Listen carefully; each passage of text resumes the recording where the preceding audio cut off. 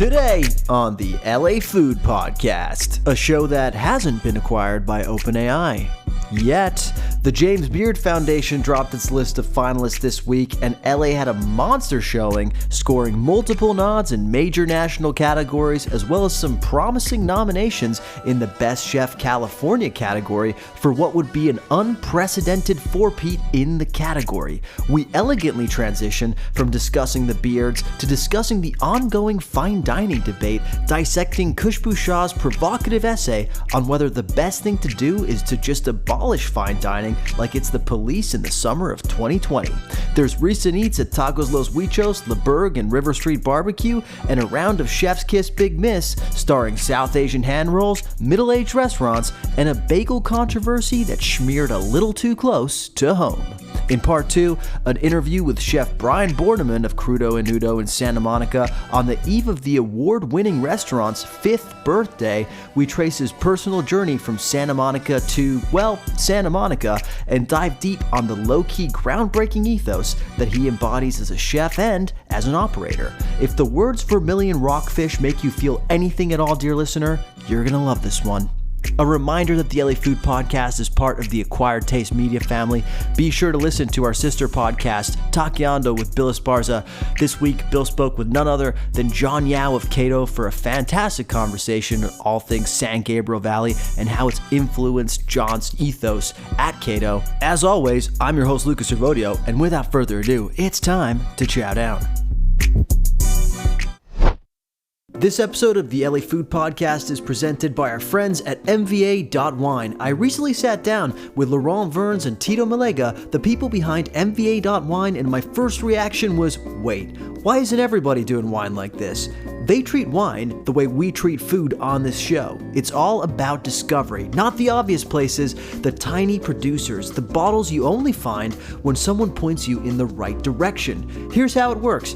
They gather at a farmhouse in Tuscany and blind taste 50 or 60 wines. Every bottle has to get a unanimous yes, and only 6 make the cut. Oh, and every time they go to Tuscany for those tastings, they bring 2 members along, all expenses paid. That could be you, dear listener. The wines that make it into the collections come from incredible producers whose bottles rarely leave their region, wines you simply can't find in stores in LA or anywhere. Membership is capped at 600 people, and for LA Food Podcast listeners, the first 20 people who sign up with code LAFood get $50 off their first collection. Go to mva.wine/subscribe and use code LAFood. That's mva.wine/subscribe, code LAFood. You can thank me later. Welcoming back to the LA Food Podcast, a man who I hope wouldn't sleep with my wife if we were ever on the verge of separating. Saul, have you been following the Summer House scandal? No, not beyond our group chat with the compliments of the chef's gals, which you and Nancy have been going back and forth about. Are you interested in me giving you the rundown of what's going on? Not really, but you can do it. I should have waited for Karen Week next week, but alas, I have you. So basically what happened is, longtime couple, they've been together for 10 years, they're married, they're on the outs. Soon as it's announced that they're on the outs, the girl, the woman, announces that she's been dating, or that she started dating, another cast member from the house, who, by the way, used to date her best friend who helped her through her separation. Wow. Pretty fucked up, right? That's insane. Wait, do they all live in one house? The summer house? They share. It's like the Hamptons, where you like have a shared summer house. So it's like a block. Oh, I see. Yes, that's like the concept of the show. They go to the summer house on the weekends during the summer. Every week is like a different week of the weekend of the summer. Does that make sense? Wow. I guess so. Pretty contrived, pretty bad behavior, I'll say, by all involved, or most involved, maybe. Yeah. It's rough. Yeah, it's rough. It's rough. It's not quite Scandival level, to use Vanderpump Rules terms. And speaking of, did you see that I interviewed a cast member of Vanderpump Rules? No, was that last week? That was yesterday, and that episode is dropping next week. So I saved that for a Karen episode, not for a you episode. So how would I have known that you did that? Because I guess you're not on Instagram. I posted a selfie of me and Tom. Yeah. We went to go get noodles at May Malai, which, by the way, remain the best noodles in the city. And I posted a selfie of us outside the noodle shop. I've been dying to go to May Malai. Dude, It's so close to you. That's the boat noodle spot, right? Yeah, it's on my way back from work, and I keep forgetting to stop. I was gonna like swing by, have dinner there one time, and I keep forgetting, but I will make it. Let this be your reminder to stop by. Finally, Saul, where you been eating recently? Yesterday I hit Tacos Los Huichos. Huichos? Okay, yeah. I don't think you pronounced the G. Los Huichos. There you go. The number one al pastor spot on Bill Esparza's list or article from a year or so ago, maybe 2 years ago, something like that. Sounds about right. Still hits the perfect post Clippers game spot if you live like in central/east LA, right? Because you're like sweeping on up the 5. Just stop right there after a game, hit the spot. This is kind of my shitty Yelp review. Their habanero salsa, I'm obsessed with, but it's so hot that one, I love spicy salsa, I really do. But in the last like year, as I've turned into my mid-30s, I've noticed that as soon as I take a bite of hot salsa, only hot salsa, not other spicy food, hot salsa eating a taco, I immediately get the hiccups, and it's really embarrassing. And I feel not masculine in the moment, but I just start like hiccuping immediately. And damn, it burned. It burned last night. It burned this morning. It was so worth it. But I'm like, yeah, I might have to retire at some point. I never will. But is this an old guy thing? I never did this before. Yeah. Like this is like literally in the last 9 months, I have a bite of spicy salsa and I start hiccuping. This also happens at Tacos Entre Amigos when I eat their spicy salsa. There's like the 2 cases where I just like have a bite and I'm like hiccuping and I don't know what to make of it. I had a similar experience yesterday, an am I approaching death experience where I had just had May Malai. Well, I had May Malai around 2 p.m., right? And then I have soccer at 8 p.m. There's a match out in the valley. It starts raining.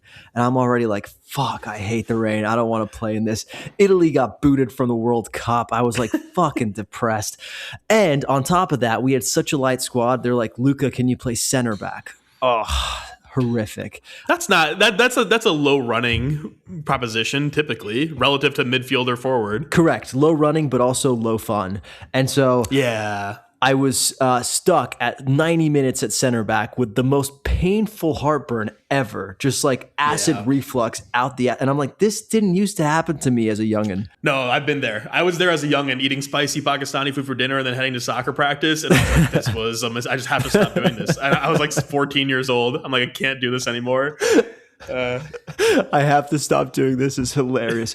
Where have I been eating? Well, I went to Pizza Expo last week, and I have to give a shout out to King Umberto in a spot called Elmont, New York on Long Island. So next time you're on the East Coast, it looks like a New York slice, but what it is it's a Roman pizza alla pala style dough. The guy like stretches like a New York slice, and what happens is it comes out to be like the lightest, airiest like New York slice you've ever had, to the point where Daniele Uditi said, this is the best single slice of pizza I've ever had. Wow. Daniele Uditi of Pizzana Pizza fame here in LA. Yep. And Lila Dinner Club, our guest on the pod last week. And when he said that, I was just like, wait, did you seriously just say that? But I've never seen a man like fall in love with a piece of food so intensely, so instantly. That's very cool. I immediately want pizza. I immediately want New York style pizza. And I am jealous that you got to go to Expo and I did not. I never get the invite to Pizza Expo. What's the deal with this? Well, I only get the invite because I do social media for Daniele Uditi. So I see. We could get media passes, so that could happen. But it's honestly like very vendor focused. Like it's really only valuable if you own a pizzeria or if you're looking to get into a business that sells to pizzerias. Not if you're trying to eat pizza. It sounds like pretty good for eating. If you're trying to eat pizza, there's less expensive ways to do it. I'm pretty sure it's like $400 a ticket or something like that. So I will not be going in that case. But I will say, one of the last times you went to Pizza Expo, you named your number one slice as Lindustry, right? Am I mixing up your events? Yeah, no. Yeah. And last September, I had a chance to go to New York, and I followed up on your number one spot, hit Lindustry. That was great. Fantastic slice. If I go to the East Coast this year, I will keep the tradition. Yeah. What was it called again? Say it again. King Umberto, which is a nod to the now defunct Italian monarchy, of course. Cool. Totally. You didn't have to explain that reference to me. I knew it immediately. King Umberto. Very cool. Yep. Shout out Giovanni, the pizzaiolo there. And then as soon as I got back to Los Angeles, I was craving something like vaguely healthy. So we headed to Dune in Atwater Village on a Friday night. We were dog sitting my in-laws' dog, Bowie, and we went out there. We sat. We had a wonderful meal. There's 2 restaurants side by side there in Atwater Village, Dune and Bar Siniski. and they're all out. They're pretty much all outdoor seating, right? So it's not the same restaurant, but it's like a pretty large mass of people, and it creates this like intense Parisian bistro in the summer vibe. It's kind of magical. I love that. Being there on a Friday night with a really fresh plate of like, hummus and like grilled chicken thighs with actually some pretty stellar fries dusted in za'atar. Great Friday night. And then Sunday, something you're going to be jealous of, it was LeBerg's 4th birthday. So they had a pop-up to celebrate at Club Tigi, this awesome bar in Atwater Village. My wife and I headed over there, had my first LeBerg since we first had it, and they were also serving River Street barbecue. Yeah.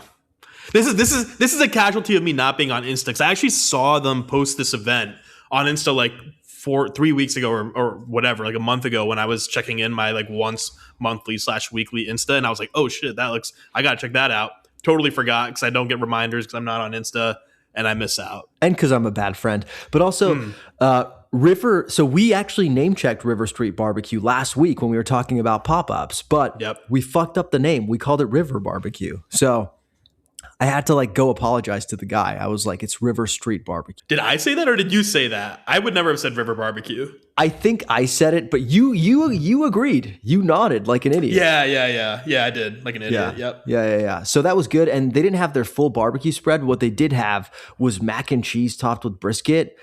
I'm not really a fan of mac and cheese, period. I think the pasta's always overcooked. I think it's always either too stodgy or too liquid. This was the most perfect mac and cheese I've ever had, laced with delicious smoky brisket. Literally, I couldn't stop eating it. I was like, I'm only going to get a couple bites. I just want to try it. I can talk about it on the podcast that I had River Street. We talked about it last week, yada, yada. I finished the whole damn bowl of mac and cheese with brisket. It was that good. So River Street, you got to check it out. I can't wait to check it out. Been on the list for too long. So speaking of last week's episode, one thing we forgot to do in last week's episode, but we kind of did it, is we didn't read people's comments on Spotify and Apple. Oh. So before we get into our big deal of the day, I just want to close the loop on that. There were a couple of comments on our Q&A episode. Are you ready for them? Always. Number one is from Silos Rodriguez, who said, I'm here for the LA taco beef. Saul, do you think I should double down? Wow. No, I don't think you should, but interesting comment. Someone's trying to stir the pot. Maybe someone's like, this could be manipulation. Someone trying to get you canceled. Could be. Yeah. Silos Rodriguez, reveal yourself. Are you actually Javier Cabral in disguise? No. Speaking of the LA taco beef, Sandra Franco, more for Sandrice on Instagram, said, I think Saul is thinking of your criticism of LA Taco when they wrote about Damian allowing some political event with MAGA people in their space. That's what you were referring to. She's totally right. Yeah, that's why I couldn't remember. 100%. So it was actually 3 times that I've taken shots. It's just, it's been a pattern. I was calling out a pattern of behavior. Thank you more for Sandrice for calling that out. Look, if you want to cancel me for speaking the truth on a regular basis, go for it. That's what I got to say.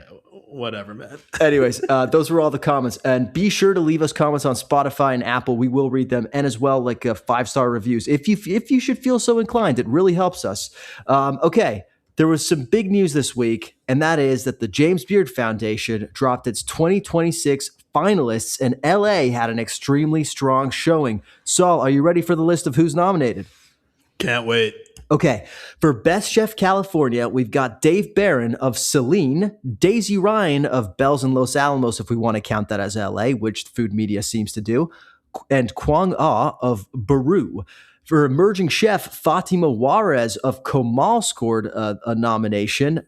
Key scored a Best New Restaurant nod. Providence got an Outstanding Hospitality nomination, and Cato secured its Outstanding Wine and Other Beverages Program nomination. Jack Benchakul of Endorphine, a coffee shop in downtown LA, scored a nod for Outstanding Professional and Beverage Service.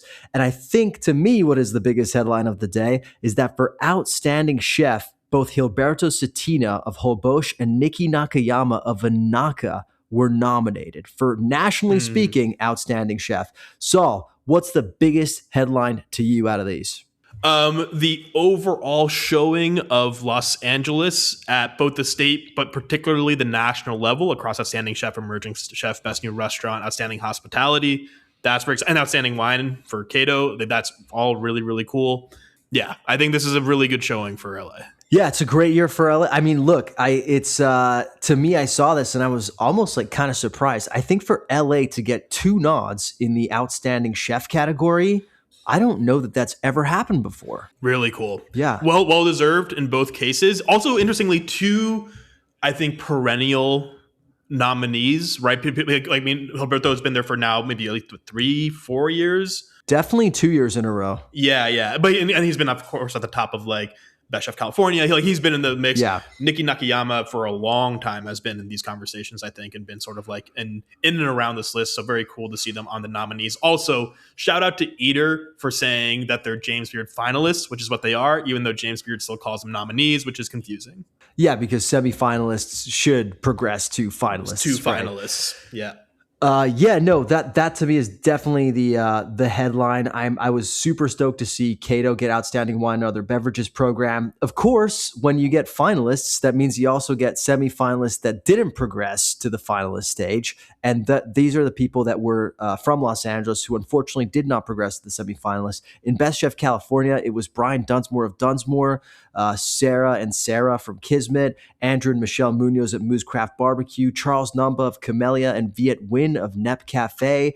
The Last Word Hospitality folks didn't make it to the finalist round for Outstanding Restaurateur. Antico Nuovo didn't make it to the finalist round for Outstanding Restaurant. River got snubbed for Best New Restaurant, and Jose Olmedo Carlos Rojas of Simone got snubbed for Emerging Chef. There were a couple others, including Gusto Bread, Hannah Ziskin, Amatoli, Daisy Margarita Bar for Best New Bar, and of course, Jason Lee of Darling for Outstanding Professionals in Cocktail Service. Saul, out of these, who was the hardest done not to move further in the process in your eyes? The 2 that stood out, Dunsmore, Brian Dunsmore for Dunsmore, and Hannah Ziskin, man. Yeah. Who's doing it better? Apparently 5 other people. Nah, I don't buy it. No, I mean, everyone here you wish to see further. River, of course, I'm a huge fan of. Antico Nuovo, I'm a fan of. But those, the Dunsmore and Ziskin names, I think we will see them. Like, it's weird how this process works, right? Like, sometimes you just got to like be on the list for a couple years or whatever, which I think Ziskin probably has been already. I can't actually quite remember. But hopefully they'll get their due as finalists next year. I mean, given the amount of recognition for LA already, I guess there was only so much space. But those are the 2 names that I was surprised to not see. I agree with that. I would also add, I don't know how Daisy Margarita Bar doesn't get nominated for Best New Bar. It's not even Best Bar. It's Best New Bar. And if you listen to our good friend Max Reese, who was on the podcast a few weeks ago, talk about the ethos behind Daisy Margarita Bar, like, even from just like a purpose and impact standpoint, what he's doing to advance mezcal in this country and to really just give it a platform that it hasn't always had is really, really fucking cool. The ethos of Daisy Margarita Bar is awesome. I think to me it suffers from the tagline Margarita Bar. It sounds a little like Jimmy Buffettville. You know what I mean? I like it. I don't think there's anything wrong with that, but I see what you're saying. I don't know. I don't know how much it truly suffers, but I actually like that little flourish on the name. I like it too. It's whimsical. It's camp. It's fun. But these fucking James Beard judges just sticks in the mud. They don't get it. Okay, let's compare how 2026 went to 2025. In 2025, we had 5 LA area finalists: John Yao for Best Chef California, Daniel Castillo for the same category, Gusto Bread and Outstanding Bakery, Strongwater for Beverage Program down in Anaheim, and Tobin Shea of Redbird for Cocktail Service. This year, we just counted, we actually have 8. There's a couple ways in which 2026 seems stronger, but is it just about the numbers or is it about what we've been nominated for? I think it's more significant when we have multiple Outstanding Chef nominees, an Emerging Chef and Best New Restaurant, and Outstanding Hospitality and Outstanding Wine. Like these are, I think, top line, top of the envelope things. It's like they're like your best best picture, best director, best actor sort of like Oscars analog. So I think that matters. But overall, I mean, look, I think LA will be in the 5. I would be surprised if LA falls out of the 4 to 8, 4 to 7 range. Yeah. On national awards on an ongoing basis. I mean, maybe they have to like kind of ebb and flow a bit as the years go, but I don't think last year was a down year or anything. I just think this is like a really cool and exciting showing for 2026. So I want to get into how we did in terms of our predictions, because when the semifinalists dropped in January, we gave a few predictions, and I went back and I looked at the transcript to see how we did. But let's focus on the predictions right now. Out of the 2026 LA area finalists, who do you think has the best chance of bringing home the trophy? Gosh, tough. I think Gilberto Satina might have a real shot at Outstanding Chef. Yeah. The only reason I don't say Nikki is because, and I don't like, there's no specific reason aside from Nikki has just been around for longer. So it just seems like a recognition versus like it being the moment. Totally deserving, I'm sure as well. But Gilberto, I think, has been building in the last like 2, 3, 4 years in a way where you can like see it maybe working out. Also keeping in mind like what he represents, where he works, right at Mercado La Paloma, what LA has been experiencing over the last year. I can like see it all kind of coming together as a recognition for a chef doing it in a place with a cuisine representing a population of all of particular import in this moment, I'll say. So I could see that happening. Almost similar reason for Fatima Juarez and Kamal. I'm guessing they won't do both. That's probably. What I was going to say. I think one of them are going to win, not both. Yeah, it would be surprising if it's both. I do think, I'll agree with you. One of them will win. Key Best New Restaurant will be really cool. I think also one that's consistently had some momentum. But again, I do wonder at the national level, they're probably going to pick one of an outstanding chef, outstanding restaurant. Maybe not like maybe we could do Cato Plus. I think Cato for the beverage program is highly deserving, and maybe beverage program is like, I don't know. It's not like a small award by any means, but it's, again, because it's not like one of the, I would say, the headliners. Maybe it's a Cato Plus. Outstanding chef, new emerging chef, new restaurant, etc. And then at the California level, I mean, we just went to Celine and we went to Bell's both recently. I would say, and we went to Baru. We did, but a little bit longer ago, right? Yeah. Of those three, God, it's so hard. I mean, I can tell you for free who would be the most pissed to lose. Baron. Yeah. I think he. I mean, I don't. It's hard to compare these restaurants. They're all really deserving. I was really blown away by what Celine was doing, and I don't know if it's like, I know they sort of like pivoted or they're like went through an evolution in the last year. I don't know if that will be held against them. Looking at the year-long award, but certainly highly deserving, and I wouldn't be surprised if he wins it. Also for his past recognition for Pajot Lee, right? So yeah, it kind of comes together. Yeah, I don't know. I feel like it's a little early for Celine to win. Just based on how I've seen these awards go in the past, it does feel like you need to like put a couple reps in with your restaurant in order to win. So I'll be surprised if they win. But that said, apples to apples compared to everything else that's on the list that we've been to, it would totally deserve it. Like, It's truly doing something really incredible that is so of Los Angeles as well, which is a part that I don't think people talk about enough. Yeah. And look, you said it's a best chef award. Baron has been around for long enough, right? I think where he could get it. Celine may not, and Celine is a listed restaurant, right? So maybe Celine needs to be around longer, but Baron's been around enough that maybe he's able to pull it off. All right, so let's get to the part that I'm most excited about, and that's to see how we did from a gambling perspective. Were we right? I think we did pretty good, man. I'm proud of us. All right, let's tell the listeners, okay? So our shouts were this. Number 1, Gilberto Satina, we said he would make it. I said this year, he's there as a real contender. He's earned that now. Fatima Juarez, you said she could actually make it. She said that's the one that's most likely the winner out of all of these. Cato, we both agreed and flagged it strongly. Key, I gave it a nod, but you strongly agreed. And River, so you said you actually made the correct prediction in saying that it's a little bit surprising and controversial that it's in there. You were skeptical that it would move on to the next round, and it did not move to the next round.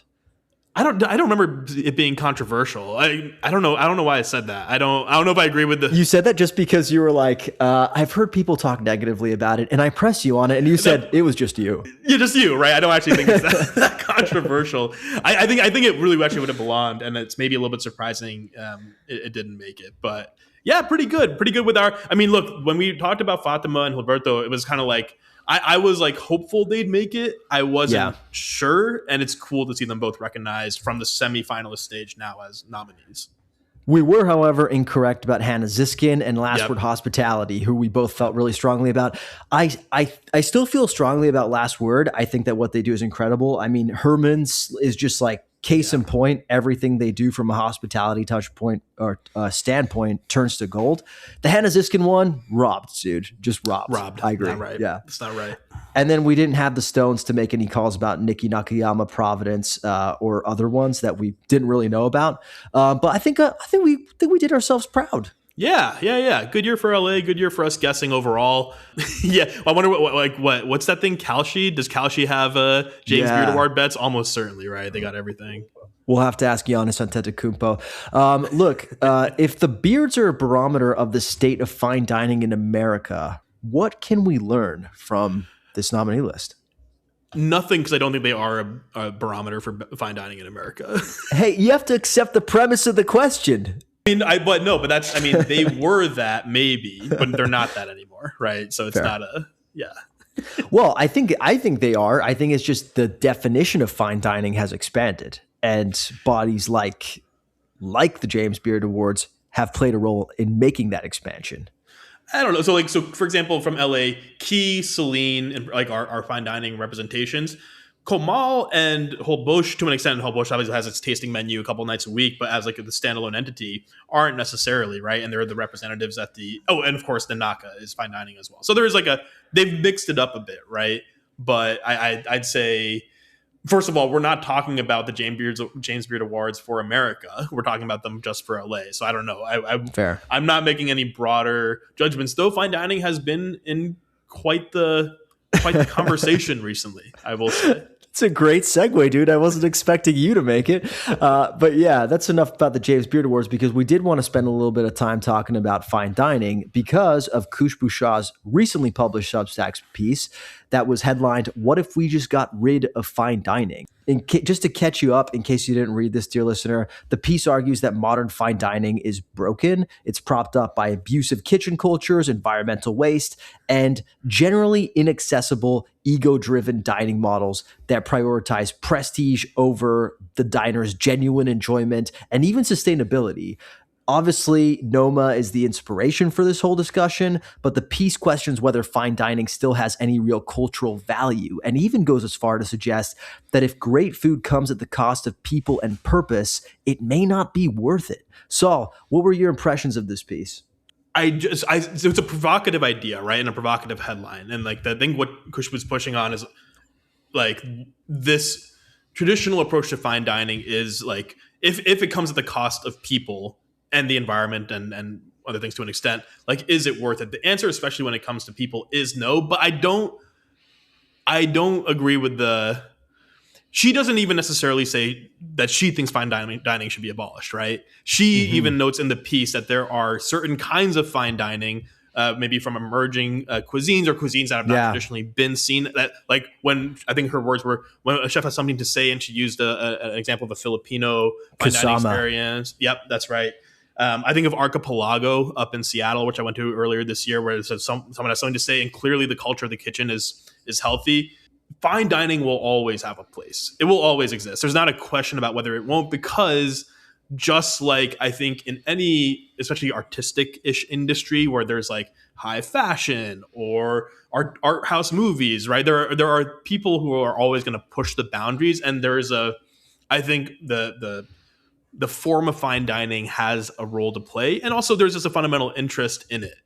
I think where I stand on this is the institutions, Michelin, World's 50 Best in particular, and James Beard, that drive much of the recognition, fame, and notoriety for fine dining, and we talked about this before, in my opinion, should absolutely take into account behavior, culture, and norms of the kitchen. To me, that is the fundamental shift. Yeah. And I get it basically, the shift goes from, Michelin is just, you have a great tasting menu and Michelin gives you a star, to, as part of the assessment for Michelin or World's 50 Best recognition, is an assessment of whether the leadership and culture of the institution treats its people well and like is a healthy place to be. I think it's that simple, because so much of the, I think, abuse and culture, I mean, some of that predated, but I think a lot of it is driven by the pressure and desire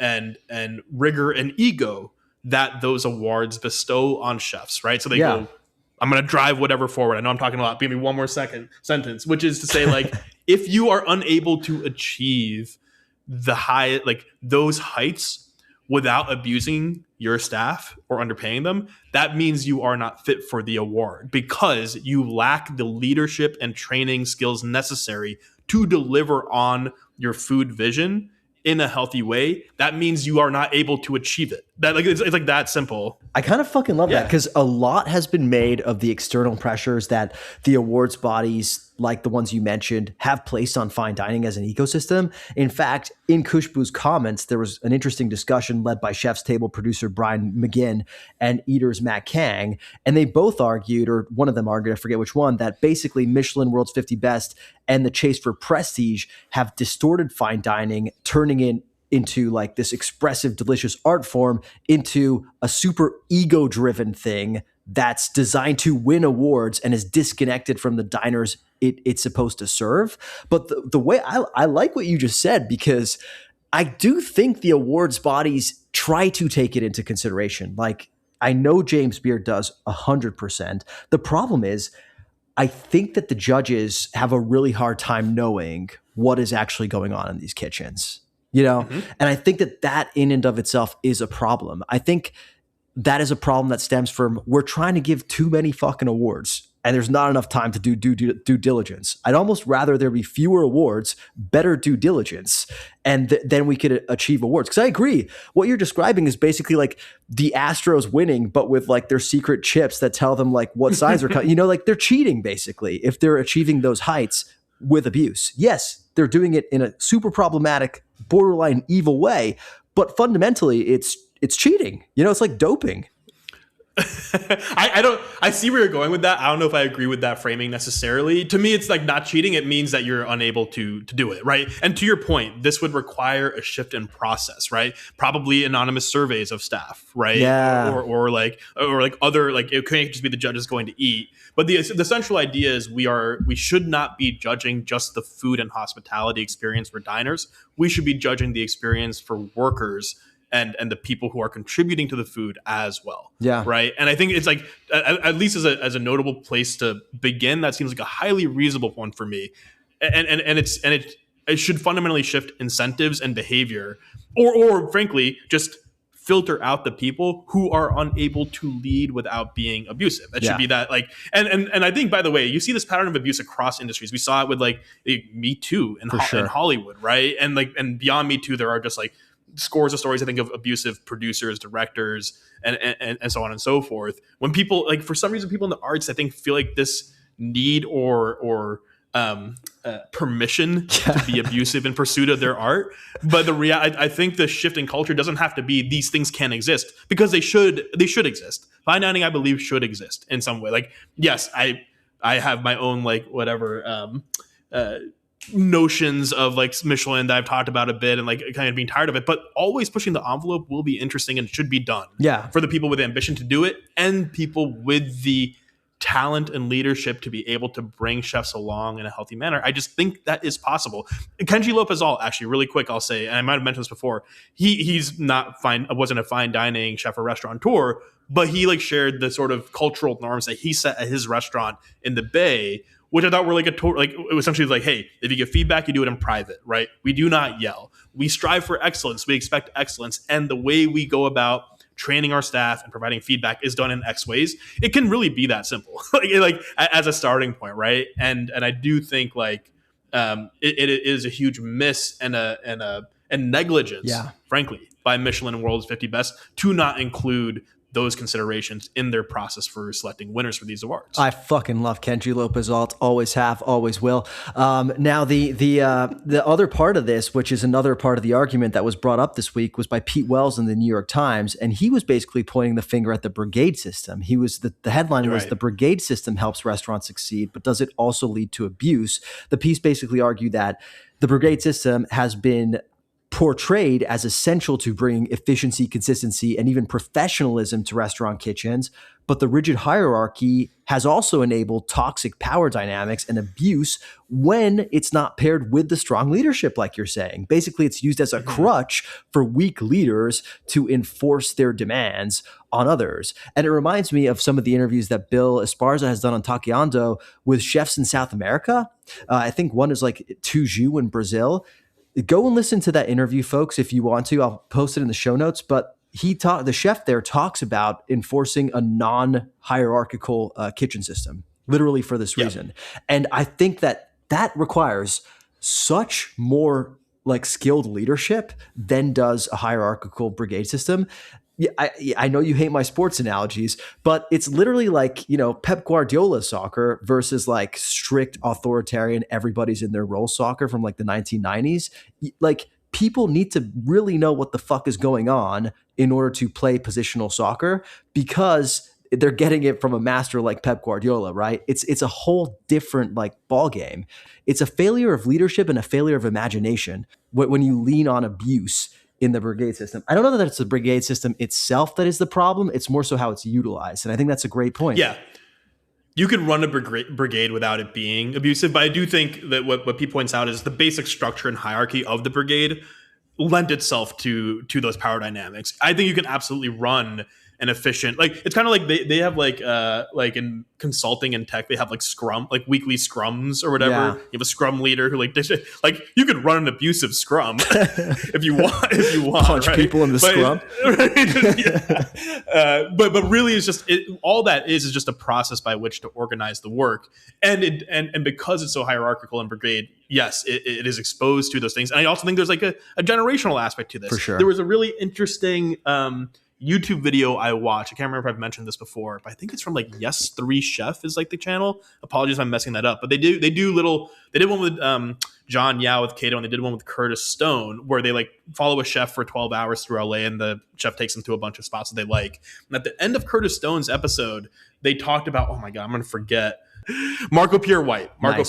Famously abusive chef.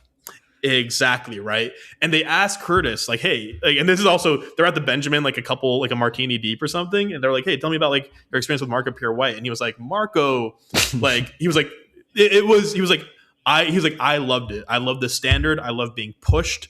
And like for me, it was a great growth thing. And he acknowledged, like, I'm also a big dude, right? And like, and I could stand up for it. But like, the reason I bring that up is because I can imagine tons of scenarios, and I don't think Curtis does this, to be clear, where like you learn that way, and because that's how you learn to be great, you can only know how to apply it. 100%, right? Like 100%. And it's not guaranteed. I think Curtis in his own behavior seems to not do that, but brigade in particular, as the passing down of like, here's how you do it. Absolutely, I can see how it might lend itself to like a sort of generational abuse. So it does not have to. No, it's just the way you apply the system. But it's not just like, oh, you learned it this way, so you feel like it's the only way to do it. It's also like almost like a karmic thing. Like the thing that really struck me in the comments of our Noma videos, of even other Noma videos, was all of the like old school like chef people in the comments being like, yeah, welcome to kitchens. This is how it fucking is, bro. Or like, this is how I came up. Why shouldn't everybody have to come up like this, right?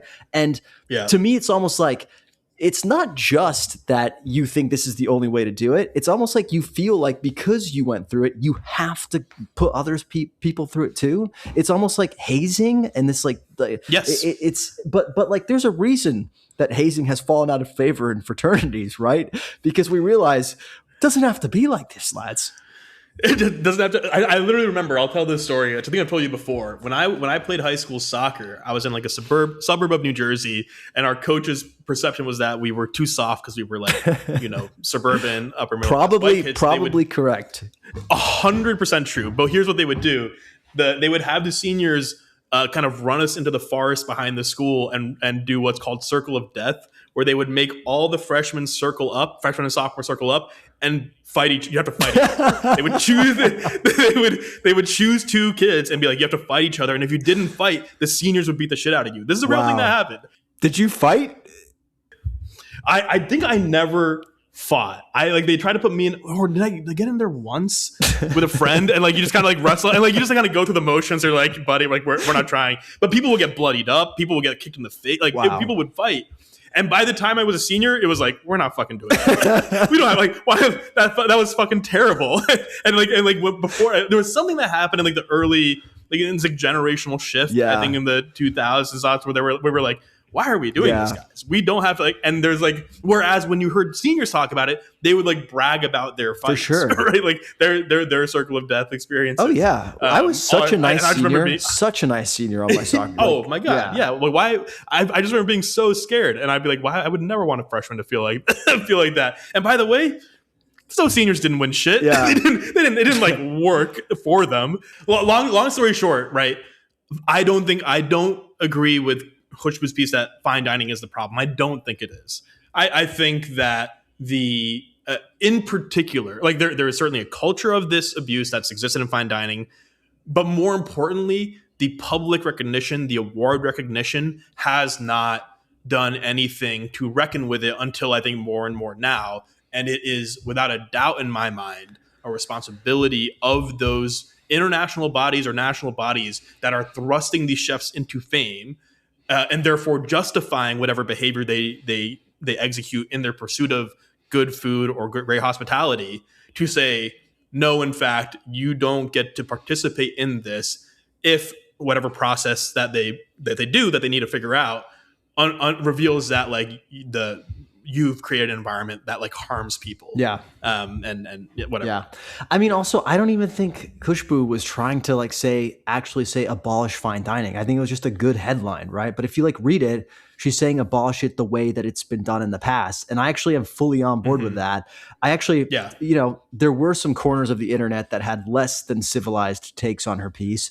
And I wanted to take a moment to give a shitty Yelp review to Chef Daniel Stram. I'm calling this motherfucker out by name. Some Portland-based douchebag who went on an angry rant. Jesus Christ. Dude, it was fucked up, dude. He is like this. He went on an angry rant that was like problematic, honestly.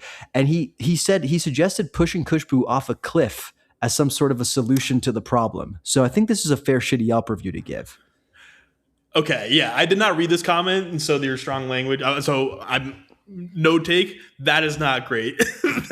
Not a great idea. No, maybe Daniel got the best ideas, man. Here, no, I don't think. No, not the best idea. In fact, not a chef I would want to work for, personally speaking. Then again, hey, chef, if you want to come on the podcast and argue your side, Jesus Christ, we'll have you any day of the week.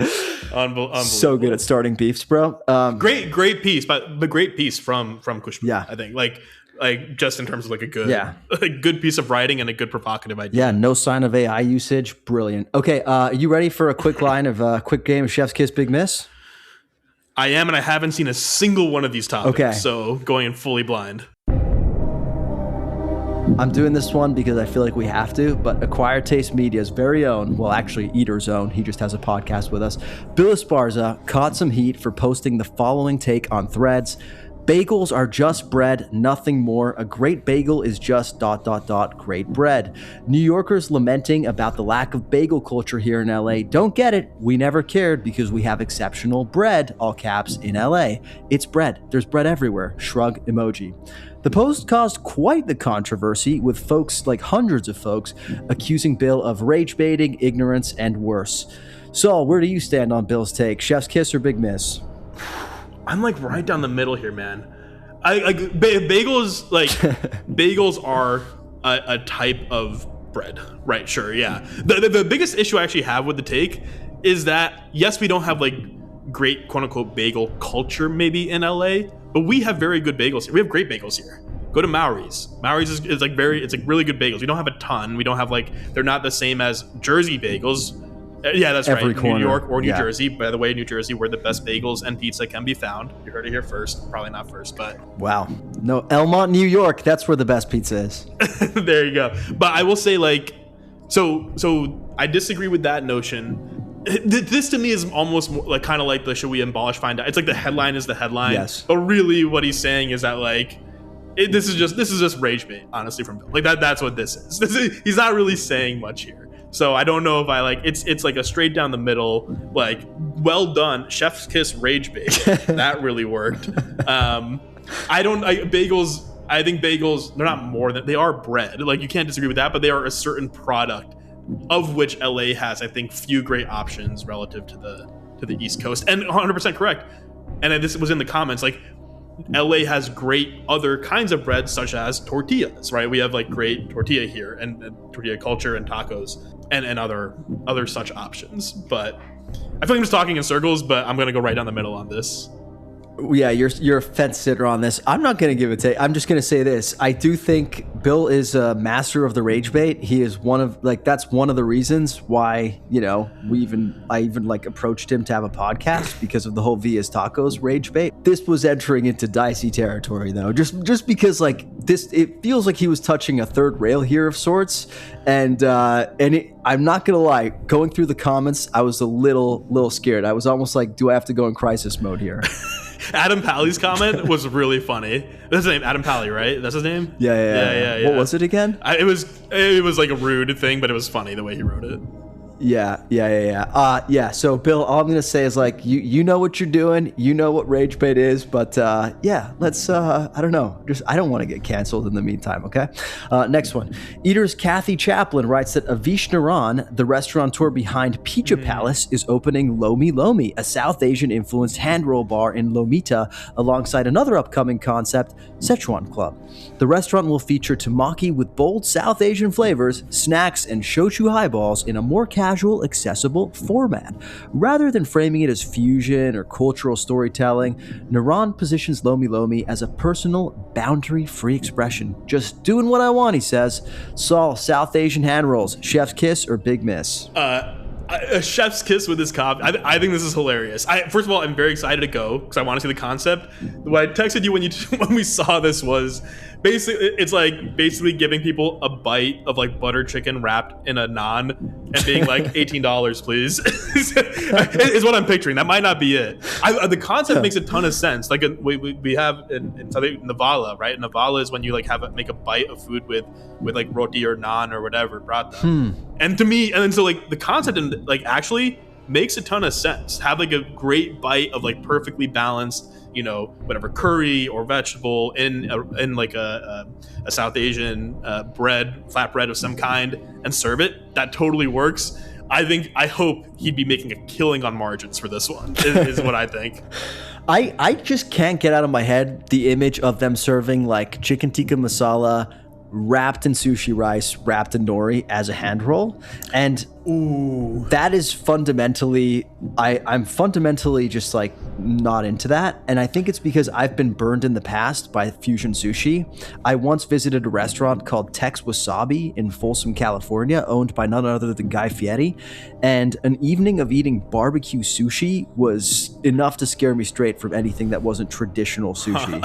So that's why it's my personal scars here. Interesting. And by the way, so this might not be like an actual hard and fast rule, but it's a rule for me. And my mom taught me growing up, you can't mix rice and naan. Like in a real, like you typically, when I eat South Pakistani or Indian food, you either have naan or roti or you have rice, and you can mix them. People do. White people do it all the time. I'll tell you right now. I know, and I think like people do it. It's not like but to me, in my mind, it's a faux pas. So I will be out if it's paratha, rice, chicken tikka masala. That to me, like it should be. That's too much carb. It's too much carb, and they don't complement. They don't in my mind. Rice and naan are like conflicts in my mouth. So we'll see. I'm very excited to actually check this out and go try it. We'll be there on opening night. All right, next one. On his Substack, friend of the pod, Matt Rodbard, wrote a piece defending what he calls quote unquote middle-aged restaurants. The piece argues that middle-aged restaurants, those a few years past their opening hype, are often overlooked despite being at their peak, having refined their food, service, and identity over time. It critiques food media and diner culture for obsessing over new openings, which can distort how restaurants are judged and discourage long-term sustainability. Ultimately, it makes the case that supporting these restaurants is essential to building a stable, meaningful dining scene since they form the backbone of a city's food culture. Saul, middle-aged restaurants and supporting them, chef's kiss or big miss? I mean, huge chef's kiss. We've talked about this before. The problem of how to bring more attention to these restaurants, which I think the Infatuation had done an article or a list recently, like kind of highlighting quote unquote classic restaurants you should still go to. I think you should do more of this too. Like, you do a good amount, like you eat all over the place, but like I was gonna say, like, most of the pizzerias I go to are middle-aged restaurants, quote unquote middle-aged. But I think just like a highlight of like getting people re-excited for, and like middle-aged is a key term right here. There's the classics, like Bestia to me is not a middle-aged restaurant. That's like a Hall of Fame, like literally it's a Hall of Fame restaurant now, right? It's like an institution. It's between institution and hot new opening. It's like Bavel. Yeah, Bavel maybe, right? Like kind of in that sweet spot. Maybe like we'd say Holy Basil's in there, right? Like the 4 years old, past opening hype. Yeah. Yep. Like in that zone where before it's become a true institution, like a must go to spot for like tourists or whatever. That is certainly an ongoing blind spot. What's your top middle-aged restaurant right now? The one where like it's not necessarily cool to go there anymore. It was once cool to go there, but you are just like, this is still my jam. Dude, watch me blank on this so hard. There are definitely answers here. I mean, Holy Basil, which I just named, is maybe one, but there's something tickling my brain. I don't know. I need to think. Let me get back to you on this. I wish I'd read this question before. Yeah. Maybe I'm just like I'm part of the problem, and maybe I have no middle-aged restaurant that I go to. But I think I do. You could only think of new restaurants. I can only think of, I mean, or institutions, right? I can think of like I'm thinking of like Bestia or like a new thing. I mean, Cato is very much a middle-aged restaurant. But I don't know, but like, I don't think I count fine dining in this. I think it has to be like a neighborhood spot. Yeah. I'll come back with a list. Yeah, fair. Mine, Nick, that can be your leftovers, to steal a compliments to the chef's term. I think mine right now in this exact moment is Loretto, because I went there recently, and I think it's entering middle age. Ooh. They just had like, they've changed a bunch of their menu. I think what Chef Paco is doing is really interesting there. Same with Mirate. Like, Mirate has been around for a little while now. It's more dialed in than ever. The food is fantastic. The bar program is just humming. Those are two restaurants that I've talked about recently on the podcast, but that are very much middle-aged and I think are exactly what Matt's talking about. Them existing, them running smoothly. Oh, you know what's another one? Salazar. That's one we don't talk about anymore. Salazar is a great one. Salazar is a great shout. Yeah. I went there recently. We just went there recently because we were looking for some place to eat, and that's kind of like an old standby. It's not too far from where we live, and it really hit. I've had one of their burritos. It was fantastic. Nice cocktail on the side. Great vibes. Lots of families, kids running around. It's those restaurants that do end up making up the fabric of a city, and I think it's a really good point. So, kudos to you, Matt. Okay, last one. In the New York Times, Priya Krishna reports that biohacking, once a niche practice among wealthy tech workers, has gone mainstream, with everyday Americans using food, supplements, and health tracking gadgets to take control of their wellness outside traditional medicine. While the DIY approach offers accessibility and a sense of empowerment, it often lacks scientific backing, can be expensive, and risks people relying on fragmented data or marketing-driven advice instead of holistic medical guidance. Great piece. We're linking it in the show notes, but my question for you, Saul, is would you rather wear a continuous glucose monitor for a year and let it dictate everything you eat, or have the 76ers make the finals this year? Not win, just the finals. This is a terrible would you rather either way. Would I'd rather do like an annoying an annoying thing, or have my favorite team succeed beyond my wildest dreams? Like, well, no, because they're just getting to the finals. Then you have to take the gamble that they could win or lose the finals. No, you don't understand. You don't understand my psychology at all. The Sixers making the finals I would die happy, even if they lost. That'd be fucking great for me. What I actually wish the fucking Sixers were biohacking a bit more. Joel Embiid started biohacking 10 years ago. He better have a glucose monitor. Oh my God, great way to end this pod. We'll be back right after the break with none other than Chef Brian Bornemann of Crudo and Nudo. Ready to go? Ready?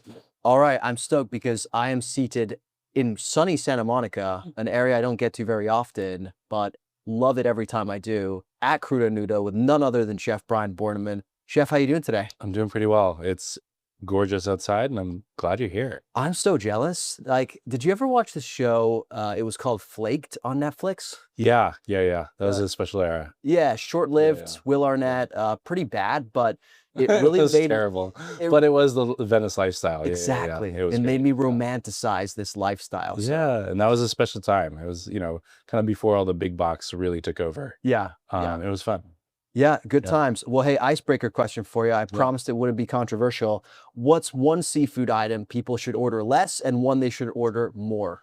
One they should order less, and I'm biased here. We can get into that later, but like, one they should order less is salmon, for sure. Especially farm salmon. It's kind of the worst fish in the world. Wow. And one they should order more is anything small. Like try to like eat more mackerel, more sardines, more like petrale sole, like just whatever's local to you and whatever's small. I love that. I Yeah. mean, so the tin fish craze, you're hoping it's not just a flash in the pan? Yeah, I don't think it's a huge industry. It'll stick around whether like every influencer is on it forever or not. Doesn't Yeah. really matter. Like it's a great way to make use of waste and a great way to preserve stuff that would not make it otherwise. So, Yeah. I love it. I'm a huge fan. Yeah. I'm all here for it. Well, hey, I wanted to start with your career at some very illustrious Los Angeles restaurants, but as we sat down, you casually dropped that you speak Italian, so I have to hear about this. Let's Right. actually start here. Are you from Santa Monica? Yeah. I kind of grew up on Lincoln and Bay, No way. and then we moved to the South Bay later into high school in San Pedro. Went to UCLA. Nice. But I yeah, mean, just remember growing up on Lincoln and just walking straight down Bay Street to the beach. yeah, Yeah. I went to USC, so I said nice, but I didn't really mean it. But That's okay. We all have our flaws. I actually don't give a shit about it, but I feel like Yeah. performatively I have to. I see. you know? I see. Yeah. So Santa Monica, UCLA, was food always the plan? No, definitely not. Honestly, my whole plan, my growing up was just to go to UCLA because my dad did. Yeah. And then I got there and I was like, uh-oh, what's the plan? So studied a bunch of different stuff. Started off in science and then economics and just wanted to learn another language. So when lived in Italy, loved it and fell in love with the food, started working in kitchens and even then didn't like really think that was going to be the path. Why Italy? Why was that the language? It took 4 years of Latin in high school and I don't know, there was some draw to it. Like I got, we went there in a high school trip and just fell in love with the food. Like growing up in LA, I thought Italian food was buca di beppo or like, Yeah. whatever the heck, we had around. And I hated it. I was like, why would you want this? Like, I didn't understand. So like going to Italy for the first time and falling in love with like a spinach lasagna, which I thought was could be the worst thing ever. And it was like the best thing I'd had in my life at age 17. I just like recognized, oh, there's something really to this. And so yeah, I just wanted to go back and dive in and just kind of like go full native. Yeah. What hit you about the food in Italy? Like, was it the ingredients? Was it just that it was completely different from what you saw here or what? Yeah. I mean, just everything, right? I mean, growing up with some pretty non-food motivated parents. Yeah. Sorry, mom and dad, but Describe non-food motivated. Just it wasn't like quality or like locality. I mean, it just wasn't the goal, right? Like there was no like geeking out about food or like enjoying it or like reverence really of it. And that's okay. That's like a lot of people. It's totally fine. For sure. But I just always felt very food motivated and like started cooking at a young age and like just loved doing that. It was very eye-opening to be able to go. I was very fortunate to be able to go to France and then Italy as a teenager and was like, oh, like vanilla is a flavor. That's so cool. So just a lot of eye-opening experiences where it was like, oh, this is actual food, this is actual flavors, actual ingredients. The first place I worked at in Siena, the guy hunted wild boar, hunted venison, made his own olive oil, made his own grappa. Like it was 20 seats. He handed every menu. It wasn't like farm to table. It wasn't like cool. It wasn't like, it was just like what he did, you know? And so just hyper inspired by that. And, it's not about making Italian food. Like, so I don't know, coming back to the States and then LA and we're like, I'm running all these Italian restaurants, kind of importing truffles and the best Parmesan I can and the best flour. And I was like, this isn't the point. Like this is missing the whole point of making Italian food to me. That was right? the Like tasting kitchen, right? Well, there's Tasting Kitchen, Viale dei Romani, like New York as well, and like lots of good stuff, but it just kind of felt like, okay, well, if we're all just in the competition to buy like the best Urbani truffles or the best, like all of this, like, this is not why I got into Italian food. This is not what I grew up with, right? Like, so the point was just to use what's around you locally, what you can catch, what you can capture, what you can grow, and just use whatever's the closest to you and put it together in a simple way. I think I see where this is going, but going back to Siena real quick, you said you work in a kitchen there. Did you have any kitchen experience, or did you just rock up to a restaurant and we're like... No, I was really lucky. The guy who like ran the city broad program that I was in, he was this very erudite man who rode only BMW motorcycles, was a sommelier, was a concert pianist, ran the school, and like smoked great cigars. And we just hit it off, and I was like, yeah, I just want to learn more, like I want to get in the kitchen. So he knew Marco and just kind of talked to Marco about me, and just is like, this guy's like good, like, he wants to learn, like, can you make room for him? And he said, yeah. Wow. So I was very lucky for that. So this kid from America walks in, no experience, and Marco's just like, yeah, here. Yeah, I spoke enough Italian at the time. So like, and they only spoke Senese, they only spoke like the dialect there. So that was like the first language I learned. And That's hilarious. You just try to be as useful as possible and stay out of the way and learn. And that was the goal. That's awesome. So you come back to Los Angeles, you start working in kitchens here, Viale dei Romani in New York, right? No, Viale dei Romani was West Hollywood. Okay. 2017, yeah. Okay. And then I know you ended up at Michael's for a while. Yeah. So Michael's was the last kind of job I had. Yeah. And hopefully last job I'll ever have. But Michael's is very special. It's been there forever. Like, Michael's a legend, and like getting to work with so many legendary chefs over the anniversaries and everything has been so inspiring. I mean, it's it's a standalone, independently run, place that really put California cuisine on the map. So yeah, getting to run that place up to the pandemic was really, really a hoot. It was fun. I feel like it had a bit of a revival under you. Thanks. Yeah, I appreciate that. We took over something that like was just needed a little love, and like we were able to put together something that just met the moment. Yeah. Like there was a bar menu and a happy hour, and like there's both, I always try to like make menus that have both the highbrow and the lowbrow. Yeah. So you can go and ball out if you want, but you can also like have a very accessible, like, multiple times a month feel. And the neighborhood loved it and responded well. It was a really fun time. Yeah. So from there you went to Tasting Kitchen, or? No, sorry. Tasting Kitchen was my first job back in LA. Okay, got it. So, and that just felt normal because Italian. I looked at a bunch of menus and walked in the back door and was just like, hey, like, I know you're not hiring, but like, I just want to make pasta. Like, and like, I just like the way your menu's written. And I did other stages and stuff, but like, nothing clicked. Got it. That food really clicked. I love that place. I went there for a birthday, I think 2013 or something like that. So cool. Good times. Yeah, it was really like, made from scratch, old school, like Paul Bertolli school was like where Casey came from. And there's a lot of holy animal butchery, a lot of pasta making. Yeah. A lot of like just from scratch cooking. And that was what I loved. And it resonated, felt like what you saw in Italy. Yeah. It was just like the closest thing to like just literally like just making food instead of like opening a package and being like, here's your salmon. I love it. So what was the moment where you're like, okay, you said this, I hope I never have a job again. And clearly there's an entrepreneurial bent to yourself.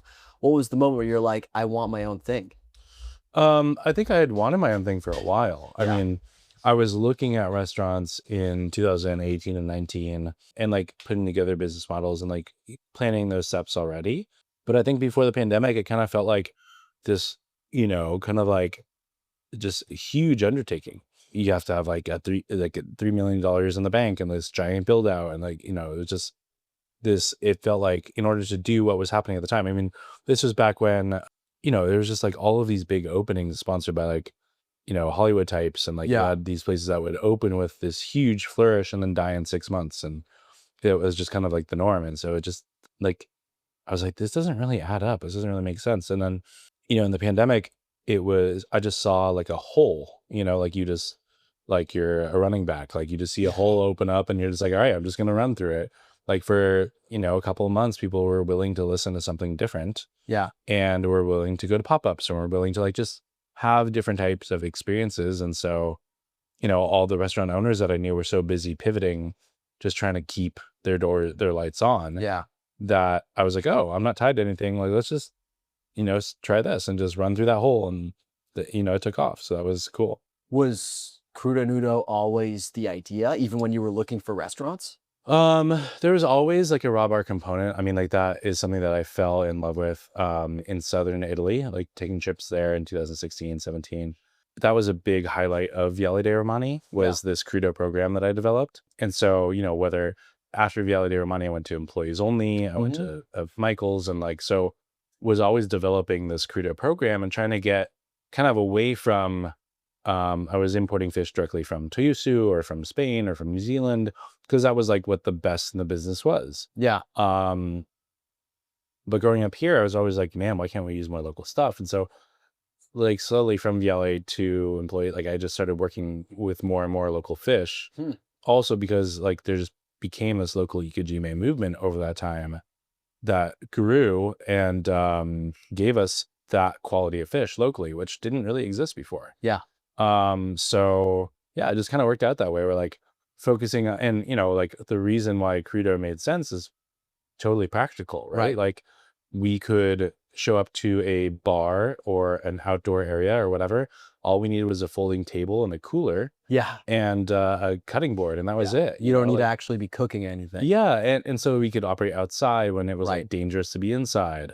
And it was like a purely practical use. And plus, like food media had known me already for doing Crudos, and like so when I said like, hey, I'm doing this thing, it like made a lot of sense. Yeah. But luckily from there, like I still remember like first night we ran out of everything. This was like the first night that like people were allowed to go. Where was the first night? Employees only. Okay. Where like I was consulting at the time. And so yeah, we did our pop-ups at employees only. I was in partnering with Tom and helped run the kitchen there while I was at Michael's too. And Tom had this great idea to like get a bunch of pop-ups together, take over the parking lot next door. Yeah.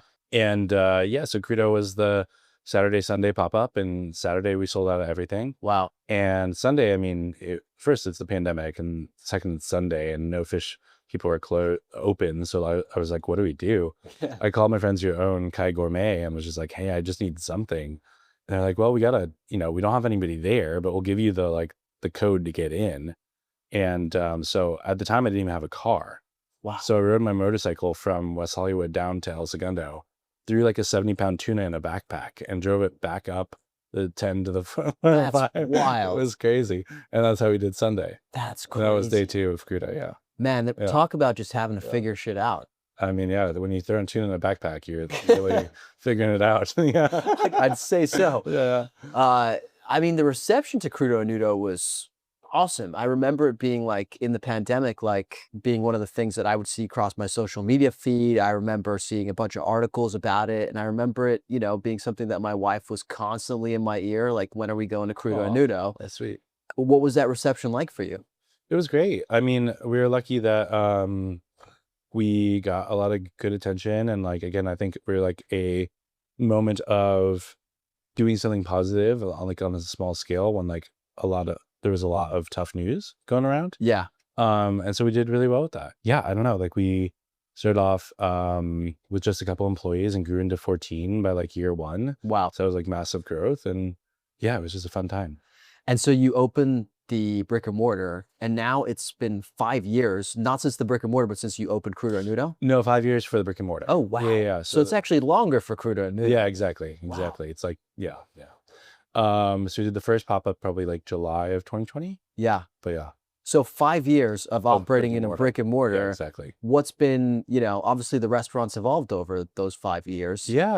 I mean, I opened with my former partner, Lena, who now runs Force of Nature. Yeah. And we had a small team, and we like grew it together. Since then, there have been other excursions, other restaurants where we open and even close. And now like getting to build a team 5 years in and make different types of decisions of just about how we structure things, like what systems really work. I think honestly, the first like 4 years or so was just like, let's just stay alive. Let's just like make sure things work. Like, let's just, you kind of feel like you don't have your footing ever. And now I'm like, okay, this is like 5 years of data. We know what we're doing. Like the structure is more clear. Yeah. We know where we want to go with this.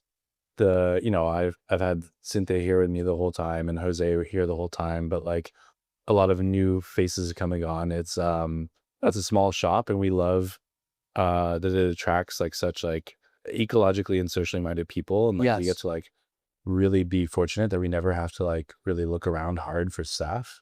And so yeah, it's just become this like really great place to sell fish and wine. Yeah. I don't know, like I love that. it's breezy and it's so fun. So I've heard you say in other interviews, maybe you said this, I think you did, that the traditional restaurant model is broken. Yeah, I mean, like I can talk about my experience with that. I mean, there's certainly things that are like working that are traditional restaurants. I think I know Ori does very well, and he Right. does a lot of that. But for the most part, it's really hard for people to in this day and age with the rent, labor, ingredients, all of that.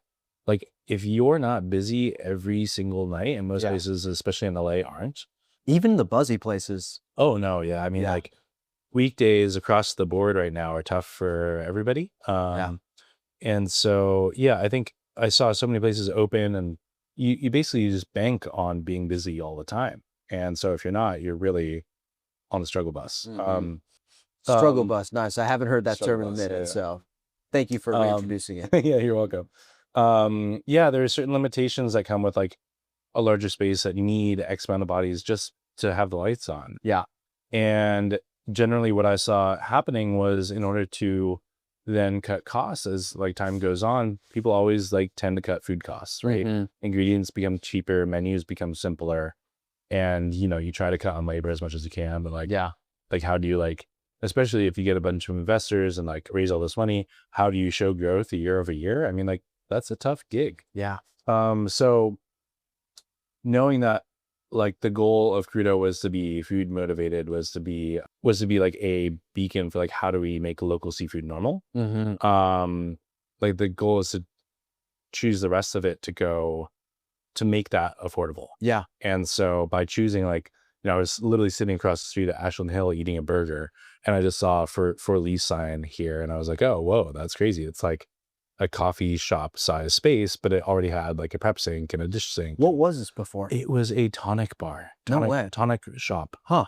Yeah, she made the mistake of telling the health department that she was boiling water, and they made her set up this whole kitchen. Wow. And so I walked in, and there was like a preset kitchen. I was like, this is perfect. That's her misfortune was your...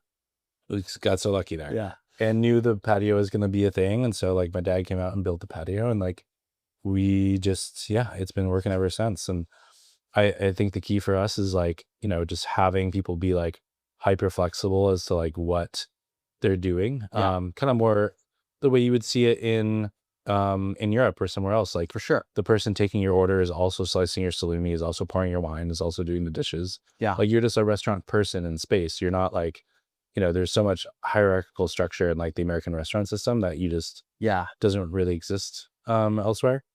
And so just kind of untraining people to be not a restaurant worker, but like an adult in space. I love that. I like, because there's no one way to do hospitality. No, like, and for me, the important part is that you get value on your plate. Yeah.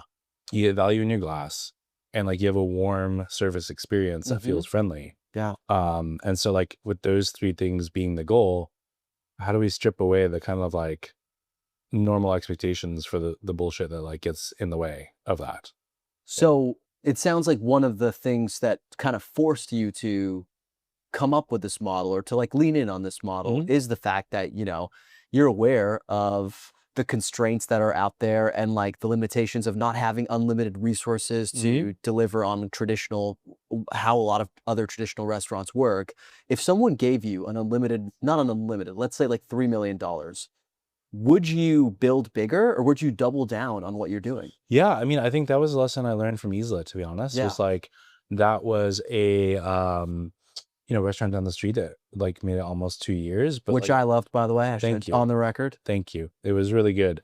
The problem is, like no matter how much you love something, like the juice has got to be worth the squeeze. Of course. And so I think that if it was 2004, I might have a different answer for you. Yeah. But we're where we are, and if somebody did that right now, I think I would definitely double down on this and just do more of these. At least like taking the lessons that work, right? An open floor plan, flexible roles, small staff, quality food and wine, and just focusing on like, we focus on quality while keeping labor small and flexible. Yeah. And that's like the goal. Well, I think the model conversation is actually one that a lot of the nerds who listen to this podcast are very excited about. But I Cool. also want Yeah. to talk about the food here. Cool. Because we've already touched on it, and you're, sort of what drove you to go all in on local seafood. But are you finding that it's an easy sell for Angelinos? Like, do people come back here, like, or is it kind of Oh, a yeah, yeah, yeah. specialty restaurant? Not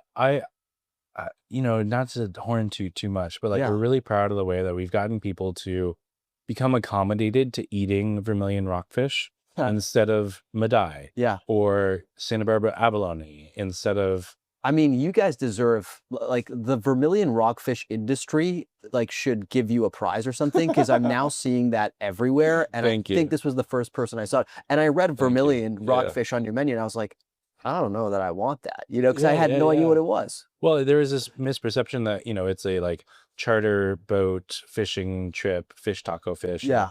It was my friend Eric Hodge who started ikejiming them and working with me on them.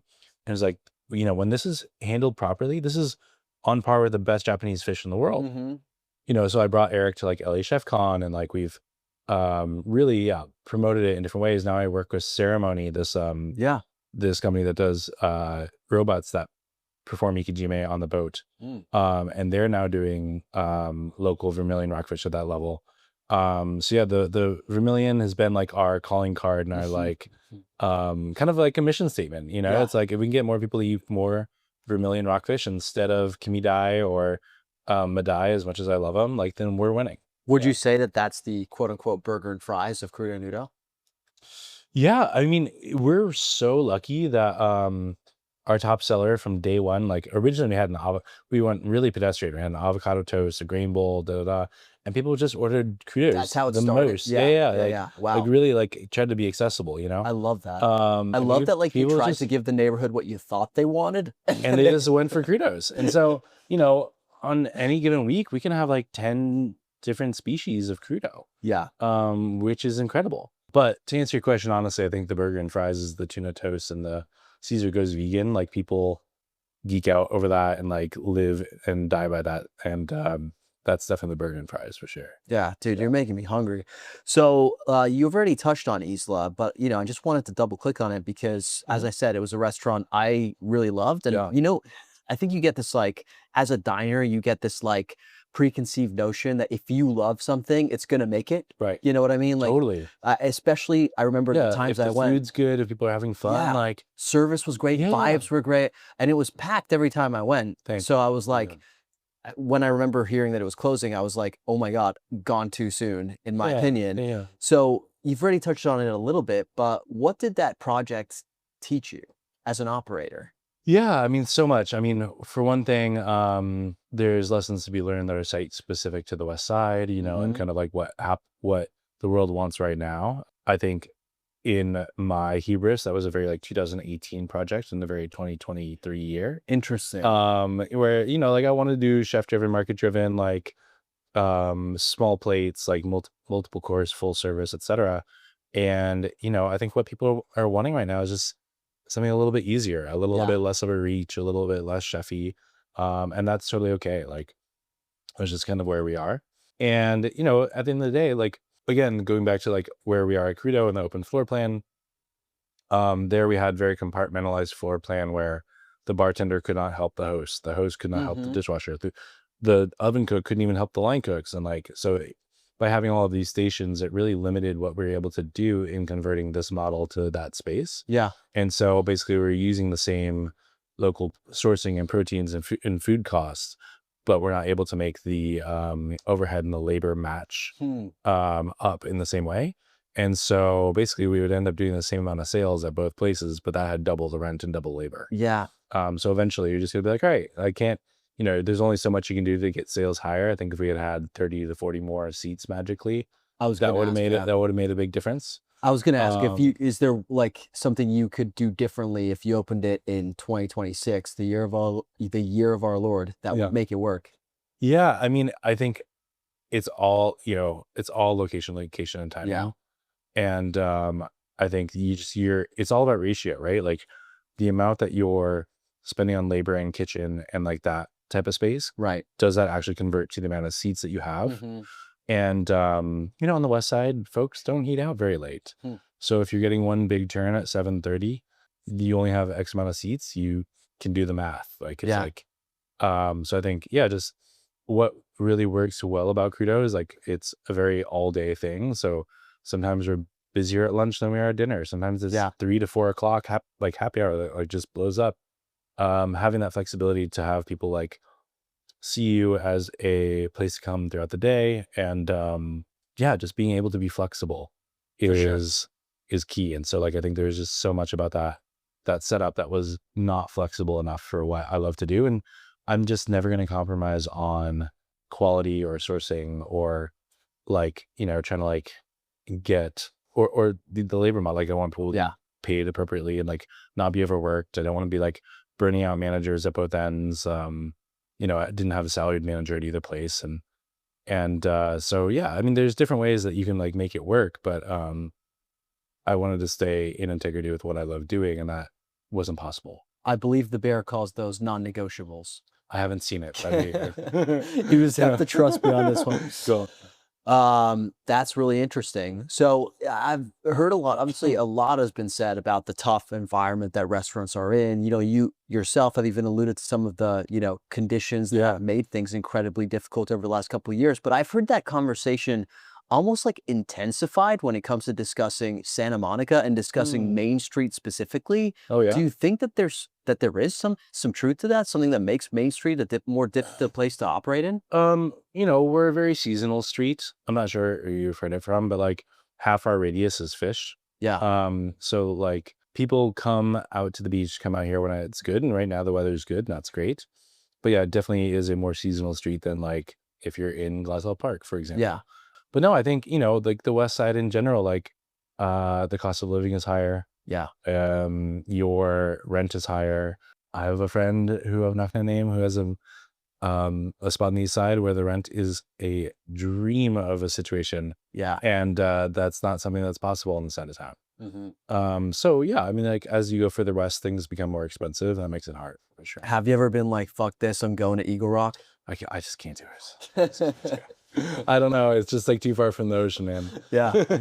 No, hey, you're literally I love it. I here. admire people who can do it. I really like do. Yeah. You talk about it like it's dieting. Like I admit, like I admire people who can live off in the ocean. Yeah. No. But I hear you, man. I actually, in my heart of hearts, as an Italian, I need to be close to the water. Yeah. And I'm not a mountain Italian. I'm like a Roman. So yeah.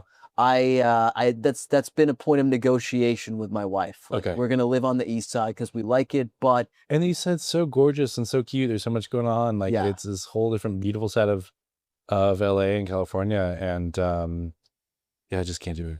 For sure. As long as she lets me like go to Santa Barbara like a couple times a month, I'm in a good place. So good. That's how I get my fix. Yeah. Now look, the 5-year anniversary series is coming up, right? Hasn't started we're so excited. It's just I don't remember exactly what day we made our first sale here, but I was like, we're so small of a space that you can't throw a big enough party in one day. Yeah. So it's like, let's just invite different friends to take over a day for every day that week and just call it a week-long celebration. That's awesome. Thanks, man. Yeah, we like you have some good friends that like want to come down and throw down and make some cool food, and then pair them up with some winemakers. Like we're really like, I mean, a big part of like what Crudo has always meant to be is food for wine. I'm going off topic. I'm digressing a little bit here, but like, there's so much food that's like over garnished, over like vinegared, pickled. There's a yogurt, there's this, there's that. And like, I was eating out so much, especially like in 2019, where there was like so much acid on the plate and then so much acid in the wine. And by the time you got to dinner, it was just like, you felt blown out. For sure. And so a big part of like the way I design dishes has always been to go with wine. And so we've always focused on this like, biodynamic and organic low intervention style of winemaking, but also like high acid, high tone, mineral, white, pink, orange, red, and everything in between. Love it. But mostly like lighter colors. And so that's why a big part of like our celebration for the 5 years, inviting down different winemakers that we love that are going to come and pour and talk about what they do in collaboration with the chef. And That's so awesome. like getting the chef to reverse pair to that winemaker is going to be most of the fun. Oh, cool. Because yeah. you're right. So much of the time it's the reverse. Like I remember I even talked to Ryan Bailey of Cato recently, and he was talking about building the wine program there. Yeah. And his whole thing was like, oh, well, John's food is so low acidity. I needed to pick something that could go well with it. Right. And that's a really interesting and novel approach, is like, what if we tried to cook for the wine? Yeah. And like, I just like think about the wines that I love to drink and, what we like love to do, and like having like, a high acid, like very mineral, whether it's an Albino or a Ramato or like whatever it is, like go with, oftentimes we'll try to like pick something over like, okay, Vermilion Rockfish is sweet and mellow and mild. Mandarin oil is mellow. Botargo is mellow. Like we try to like write out the flavor profile of that fish. Yeah. And then already like envision like what type of wine that's going with. Yeah. And it's special because like normally when you go get raw fish, you're thinking sake or beer at sushi. You're thinking like beer at Marisco's. And so we just love that interplay of like a lot of our dishes, not that they can't be eaten without wine, but like that's the idea. Like having that acidity to cut through the fat and just going back and forth, like that's the experience. But in Spain and Italy, wine and like that's a match made in heaven. Wine, right? Yeah. So and so just sharing fish in that way is super important. Yeah, I also like it too because it's like the stories of bars that serve salty foods to get people to drink more beer. I like that you're like making mellow fish dishes so that people will drink wine. It's like the opposite approach. Yeah. I love it. That's the whole idea. Now you get it. So who are you bringing in? How did you choose them? I reached out to a lot of friends and just made sure timing worked out and everything. And like most people were just like, yeah, absolutely, I will be there. Yeah. And a lot of friends that have just like I've worked with over the years and have known, all people that I know really care about local sourcing. That's the important part. Whether it was like, the folks from the Little Fish who, we did pandemic pop-ups kind of like with and simultaneously. Like there was one day that they were doing a pop-up at Esther's years ago, which is right up the street, and ran out of tuna. And so they just called me and like ran up a block of tuna. Oh, I thought you were going to say I went down to, put it in my backpack. And like they would come and do pop-ups here and help us out. So like they seem like the right people to kick it off with. Yeah. Love them, and their sourcing's impeccable and just like on the same mission. So, then it's like, okay, well, let's find a local winemaker to pair with them. And so every day it was so fun to like be thinking about, okay, like from the spectrum of people that we love to work with, how do we get somebody paired up with the right person? We had Dom coming down from Santa Barbara. Love that Saw guy. coming down from Ojai, the whole Scribe Kitchen and their winery coming down. So it's been cool to see like who's like just stoked to celebrate with us. It's been really fun. I'm really excited. I think I'm going to try to come for the Dom night. Really like that guy. So he's the best.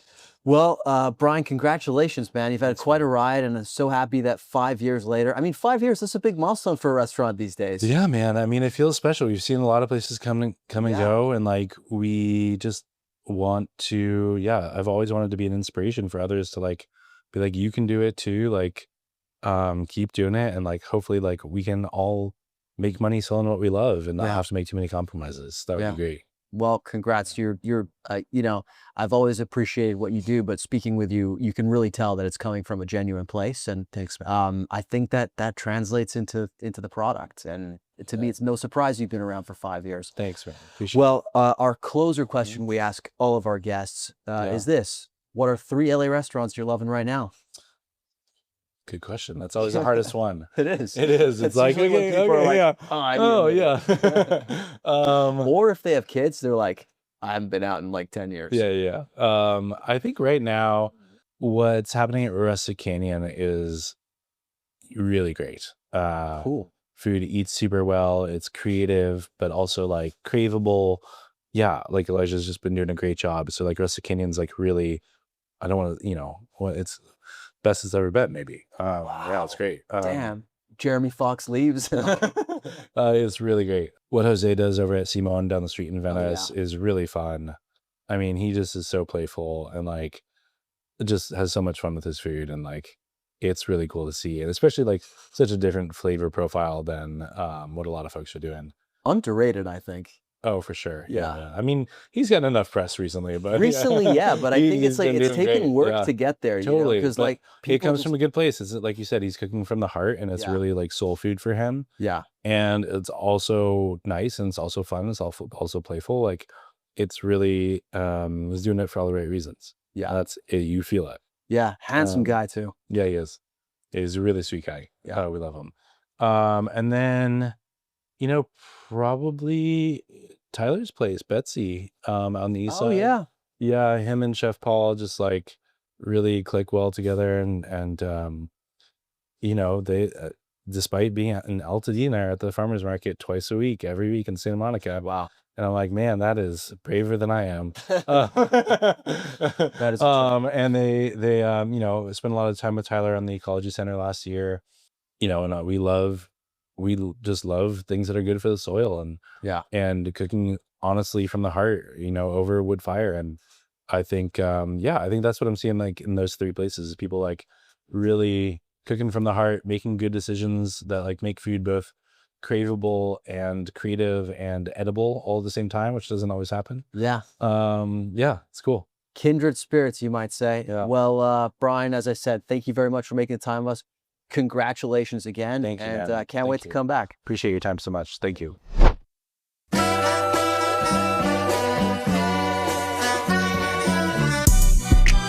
Thanks for listening to another episode of the LA Food Podcast. Thanks to our guests for making the time for us.